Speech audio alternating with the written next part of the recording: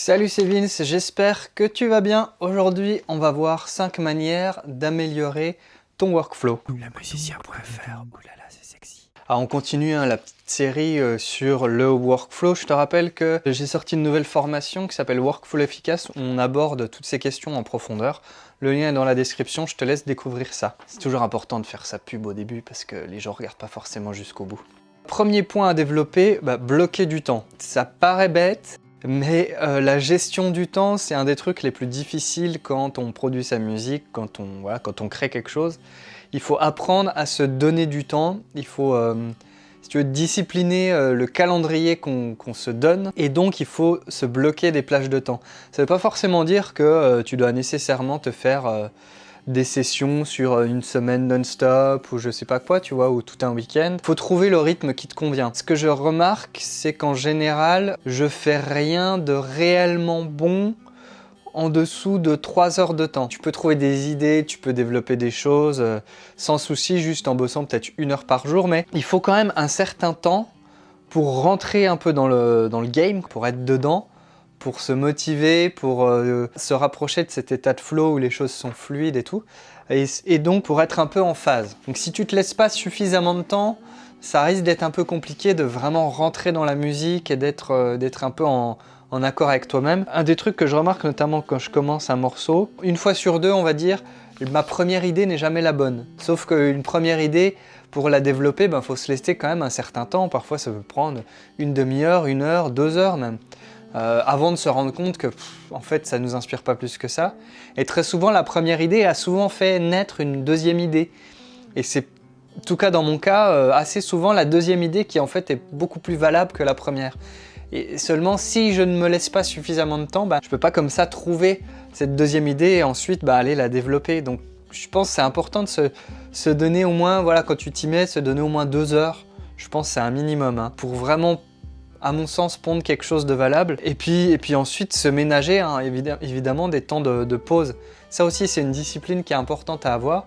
C'est accepter que même quand on est un peu dans le feu de l'action, prendre ce recul là et se dire merde, j'entends plus rien quoi. Il y a un moment quand t'as le casque sur les oreilles depuis 4-5 heures de temps, enfin faut être honnête, t'entends plus rien, même si t'as l'impression d'être à fond dedans et tout.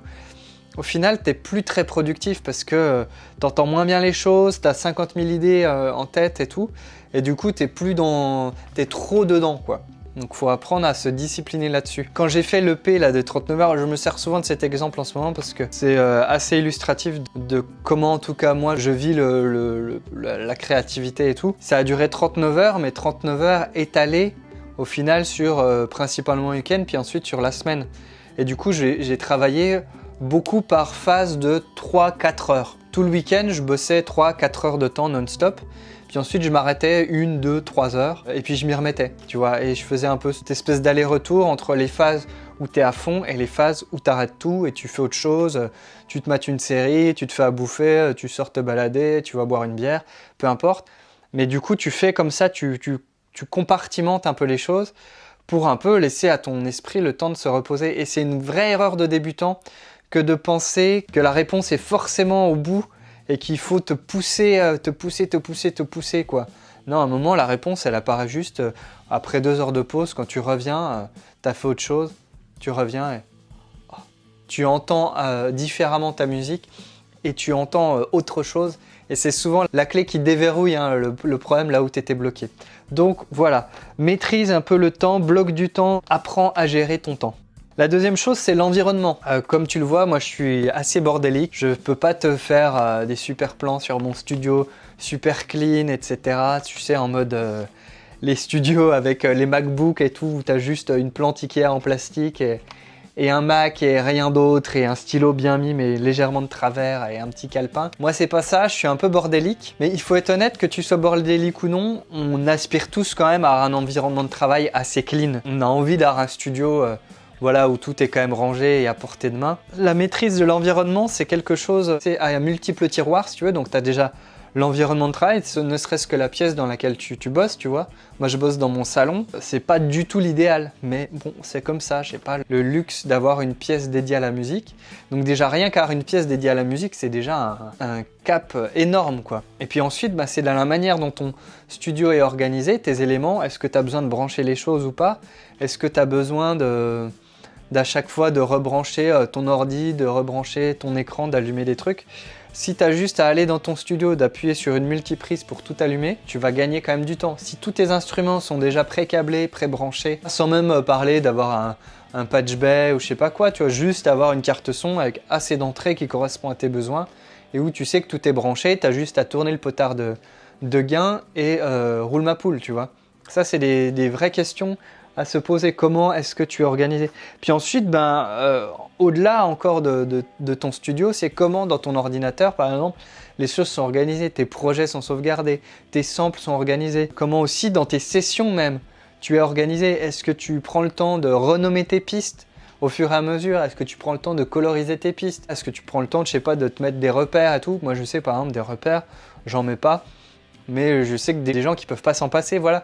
Tout ça, c'est des vraies questions à se poser. C'est la partie pas du tout sexy qui concerne la production musicale, mais au final, c'est la partie qui te fait peut-être gagner le plus de temps ensuite. C'est une espèce de discipline à avoir aussi à ce niveau-là, c'est dire, ok, je vais peut-être prendre le temps quand même au fur et à mesure de renommer un petit peu les pistes, ou même, tu vois, quand tu sais que tu vas te prendre une pause, tu dire ok, je vais renommer quand même toutes mes pistes et je me casse, quoi. Un dernier point à ce niveau-là sur l'environnement, couple net. Couple net sur ton ordi, si tu n'as pas une machine de travail en plus vraiment dédiée à ça, mais même les machines de travail en général, maintenant elles sont reliées à Internet. Juste couple net. Déjà, le Wi-Fi, tout ça, ça pompe un peu des ressources, voire parfois même beaucoup. Et puis juste, ça évite la petite distraction du « ouais, attends, je fais une pause ». Non, si tu fais une pause, c'est pas une pause à aller regarder Facebook sur ton ordi, tu vois, parce que tu as la tentation de tout de suite revenir dans ta session, machin. Non, si tu fais une pause, tu fais une vraie pause, tu te casses de là, quoi. Donc couple net, c'est un truc pareil de discipline à avoir qui est assez important quand même. Un troisième truc, c'est d'apprendre à maîtriser sa créativité. Alors celui-là, il est un peu plus abstrait, puis il est un peu dépendant au cas par cas de chacun, mais il faut faire la distinction vraiment entre la phase de création et la phase d'analyse. C'est toujours cette espèce de ping-pong, je t'en ai déjà parlé dans pas mal de vidéos, mais il y a toujours cette espèce de ping-pong, mais il faut apprendre à distinguer les deux. C'est-à-dire à se laisser quand même le temps de créer et ensuite le temps d'analyser ce qu'on vient de créer.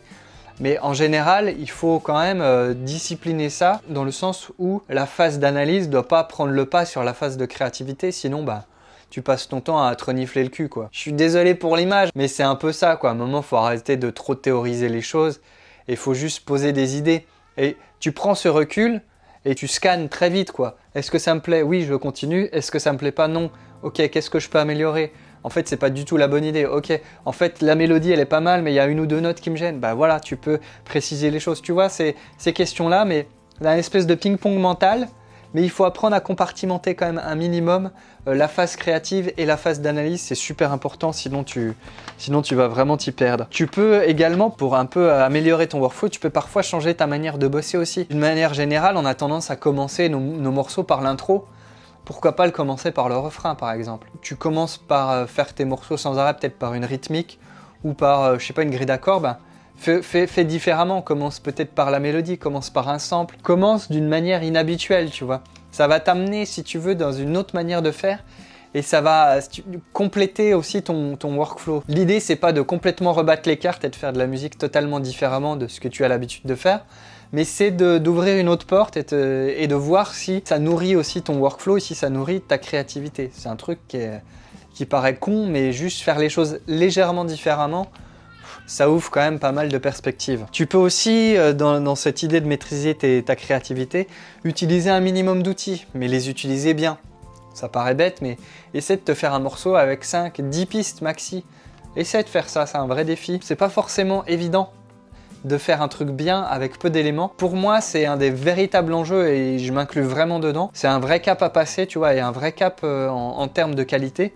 Si tu regardes notamment la plupart des productions, en fait, qu'elles soient récentes ou non, finalement, pour beaucoup, alors tu vas dire, il y a plein de petits éléments qui vont venir ça et là et qui complètent et tout. Et effectivement, tu vois, peut-être sur ton arrangement de chœur et tout, tu vas peut-être avoir 15 pistes, tu vois, mais ça veut pas forcément dire que c'est 15 pistes remplies du début à la fin, tu vois. En général, tu vas avoir peut-être 4-5 blocs vraiment, vraiment identifiables, quoi. Tu as ta rythmique, tu as ta basse, tu as peut-être, je sais pas, ton harmonie qui peut prendre de multiples façons, ta mélodie, et puis si ça chante, et ben les voix. Tu vois, et tu as vraiment des blocs comme ça vraiment très importants, très constitutifs du morceau, mais qui sont très souvent simples, épurés et qui ont peu d'éléments, mais des éléments chiadés. Et ça, c'est un truc je pense, à rechercher, en tout cas à travailler. Et c'est quelque chose qui n'est pas évident. Donc, essaie de faire tout aussi bien avec moins de choses. C'est une manière aussi de maîtriser sa créativité. Un quatrième truc, c'est de séparer les étapes. Quand tu es dans ton ordi, quand tu es dans ta session, tu as à la fois toute la phase créative et la phase de mixage qui peut s'entremêler. Et en général, on a tendance à mixer ou mixouiller un peu les choses au fur et à mesure qu'on crée, mais je suis pas certain que ce soit une très très bonne idée. Ça va dépendre vraiment du workflow de chacun, mais c'est à double tranchant si tu veux. Tu vas vouloir mixer les choses parce que tu as envie tout de suite de satisfaire tes oreilles et de bien placer l'élément, de bien l'entendre, de ceci, cela.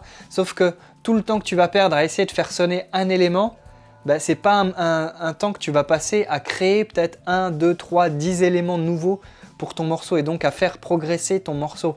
Parce qu'au final, ce qui compte avant tout, c'est de créer un morceau, tu vois, et ensuite peut-être de le mixer et ensuite peut-être de le masteriser. Donc il y a peut-être une question à se poser à ce niveau-là et c'est pas une parole d'évangile, un truc définitif parce que moi-même j'ai tendance à parfois mixer un peu des trucs au fur et à mesure, mais je me discipline à ce niveau-là, c'est-à-dire que j'essaie tout de suite de trouver le volume, éventuellement un petit pan, éventuellement la petite EQ qui va bien, mais parce que je maîtrise suffisamment, on va dire, mes outils pour tout de suite avoir un truc satisfaisant, tu vois. Mais si tu es débutant, si tu sais pas trop ce qu'il faut faire pour avoir un résultat efficace, compartimente. Commence par créer, une fois que tu as bien créé tes choses et tout, même si ça sonne pas très bien, ensuite tu prends le temps de mixer, tu vois. Et seulement quand c'est bien fait, ensuite tu prends le temps de masteriser. Je pense que ça c'est la meilleure façon de faire quand on est débutant. Quand tu es plus avancé, que tu maîtrises tes outils, tu peux te permettre d'être un peu plus relax et d'avoir un tuilage entre les différentes phases et d'être un peu plus dans un flou artistique. Mais dans tous les cas, c'est super important de prendre un vrai temps pour mixer, une fois que tu as pris le temps de créer. Pour moi, c'est essentiel. Alors le cinquième truc qui n'est pas vraiment un conseil, mais c'est d'apprendre à dominer ton logiciel. Et ça, malheureusement, ça fait pas rêver. Et pourtant, c'est ce qui fait que tu vas être efficace ou non, hein. Et ça, malheureusement, ça prend du temps. Il n'y a rien qui peut te faire gagner plus de temps que de maîtriser ton logiciel, ton usine à gaz. Malheureusement, voilà, il va falloir apprendre peut-être des raccourcis, apprendre à utiliser la table de mixage, le routage de tes pistes, à apprendre où sont les différents éléments, où sont les différentes options. Tout ça, ça se fait dans la douleur, hein, faut être honnête. Tu peux t'aider, regarder des tutos comme le mien, regarder peut-être des formations. Voilà, il y a plein de manières de faire, mais dans tous les cas, ça ne va pas remplacer la pratique, puisque c'est dans la pratique que, si tu veux, il y a une espèce de mémoire qui se crée hein, dans tes doigts. C'est comme la mémoire sur la guitare ou le piano, quoi. Tu as une autoroute de neurones, hein, littéralement, qui se crée, et qui donc, bah voilà, tu as des réflexes, des vrais réflexes, quoi, au sens littéral du terme, qui se créent dans ton logiciel où tu sais que tu vas chercher tac tac tel truc à tel endroit. Malheureusement, ce temps-là, ben, tu peux pas passer à côté. Donc, il faut apprendre à te faire violence, il faut trouver la manière de faire qui te corresponde. Je pense que la plus sympa, c'est de faire de la musique, mais de temps en temps, aller regarder un tuto, une option, le manuel, peut-être poncer une formation. Il y a un vrai temps d'apprentissage pour ton logiciel qu'on n'a pas forcément envie de s'avouer, mais qui est essentiel. Il faut prendre du temps dans ton logiciel, malheureusement, c'est comme ça. Il faut y aller petit à petit, quoi. Tu vas pas tout apprendre d'un coup, mais petit à petit, tu vas cumuler les compétences et les réflexes. Et au bout d'un moment, tu arrives vraiment à maîtriser et à faire ce que tu veux avec ton logiciel. Et il n'y a rien de plus kiffant. Et c'est honnêtement un des trucs qui va te faire gagner le plus de temps et qui va te donner le meilleur workflow, quoi. Et puis un dernier point bonus, c'est juste de kiffer. Je jette nonchalamment ma prise de notes. C'est juste de kiffer, de prendre du plaisir, d'être dans une démarche un peu créative, artistique. Et d'oublier un peu tous les conseils que je viens de te donner pour te concentrer sur une seule chose, faire de la musique, la faire comme ça te plaît, comme ça t'entend, comme ça te correspond. Je suis pas sûr que ce soit très français ma phrase, mais faire ce qui te correspond, ce qui te plaît, c'est vraiment l'essentiel. Et tout le reste, si tu veux, c'est du bonus, tu vois. Tout le reste, c'est de la discipline, c'est un petit peu une manière de conceptualiser les choses qui de toute façon vont se faire un peu naturellement. Tout ce que je te donne là, c'est pour te faire gagner du temps, c'est des clés de réflexion que tu vas forcément te poser à un moment donné. Mais ce qui compte avant tout, c'est juste de faire la musique qui te plaît. Et ça paraît un peu bateau de terminer là-dessus, mais c'est vraiment ça le véritable moteur. C'est pas être bien organisé, avoir un studio tout propre, avoir des instruments accordés ou je sais pas quoi. Ce qui compte, c'est juste faire de la musique et faire la musique qui nous plaît. Voilà, et si tu veux explorer ces questions en détail et aller plus loin, eh ben, tu as la formation Workflow Efficace qui est disponible encore aux conditions de lancement. Tu as le lien dans la description, on voit ça en détail, on prend 3 heures je crois pour vraiment approfondir ces questions-là et puis te donner toutes les clés pour toi te créer ton workflow sur mesure. C'est pas un truc qui se fait en claquant des doigts, mais c'est en fait apprendre à réfléchir sur ce qui est vraiment essentiel et sur ce sur quoi tu peux mettre le paquet. Puis après il y a aussi des choses plus pratico-pratiques. Tu peux découvrir ça dans la description. Sinon, si cette vidéo t'a été utile, bah, tu mets un gros pouce en l'air. Je t'en remercie pour faire connaître le travail. T'abonner à la chaîne si c'est pas déjà fait avec la petite cloche pour pas rater les prochaines. Et à me dire, toi, en commentaire, bah, quelles sont tes astuces pour améliorer ton workflow. Je suis toujours curieux de savoir comment tu bosses et comment tu envisages la musique, la créativité, tout ça, c'est toujours intéressant. J'ai bien enchaîné, je te laisse, fais plein de musique. Ciao!